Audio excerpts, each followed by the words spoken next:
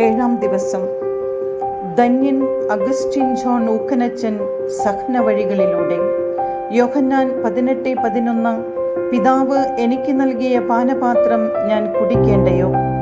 കുഞ്ഞുനാളിൽ മാതാപിതാക്കൾ നഷ്ടപ്പെട്ട ഊക്കനച്ചൻ അമ്മായിയുടെ സംരക്ഷണയിലായിരിക്കുമ്പോൾ തിക്തത നിറഞ്ഞ അനുഭവങ്ങളിലൂടെ അദ്ദേഹത്തിന് കടന്നുപോകേണ്ടി വന്നു.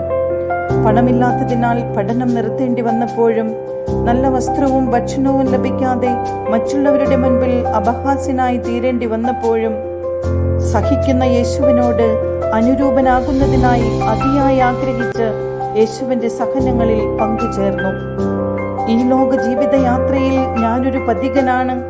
ഞാനിവിടെ സ്ഥിരതാമസക്കാരനാകാതിരിക്കുവാനായി സഹനങ്ങൾ നൽകിക്കൊണ്ട് യേശുവിനെ സന്ദർശിച്ചു കൊണ്ടിരിക്കുന്നു.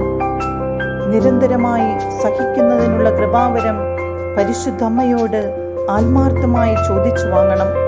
ഇതായിരുന്നു അദ്ദേഹത്തിൻ്റെ മനോഭാവം. സന്യാസ സമൂഹ സ്ഥാപനത്തിൻ്റെ ആരംഭദശയിൽ പല വിമർശനങ്ങൾ അദ്ദേഹത്തിന് ഏൽക്കേണ്ടി വന്നിട്ടുണ്ട്. തൻ്റെ മക്കളെ അദ്ദേഹം ഇങ്ങനെ ആശ്വസിപ്പിക്കുമായിരുന്നു: എൻ്റെ മക്കളെ, നിങ്ങൾ ഒന്നുകൊണ്ടും വിഷമിക്കേണ്ട. നിങ്ങൾക്ക് വേണ്ടിയാണ് ഞാൻ സഹിക്കുന്നത്. മക്കൾക്ക് ഒരു നല്ല ഭാവി വരും. ഇപ്പോൾ ഞാനും നിങ്ങളും സഹിക്കണം. ഞാൻ സ്വർഗത്തിൽ ചെന്ന് നിങ്ങൾക്ക് വേണ്ടി പ്രാർത്ഥിക്കും. ഊക്കനച്ചൻ്റെ സഹനത്തിൻ്റെ മാറ്റുരയ്ക്കുന്ന സംഭവങ്ങൾ അദ്ദേഹത്തിൻ്റെ ജീവിതത്തിൽ ഉണ്ടായിട്ടുണ്ട്.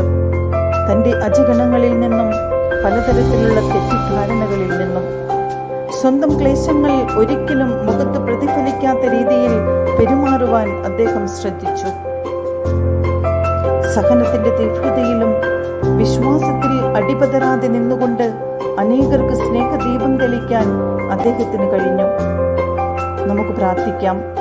നല്ല തമ്പുരാനെ, അനുദിന ജീവിതത്തിലെ സഹന നിമിഷങ്ങളെ അനുഗ്രഹമാക്കി മാറ്റാൻ ഞങ്ങളെ ശക്തിപ്പെടുത്തണമേ. പ്രതിജ്ഞയെടുക്കാം. സഹനങ്ങളിൽ ഒളിഞ്ഞുകിടക്കുന്ന കൃപയുടെ ഒഴുക്കിനെ ഞങ്ങളിനി തടഞ്ഞു നിർത്തുകയില്ല. നന്ദി.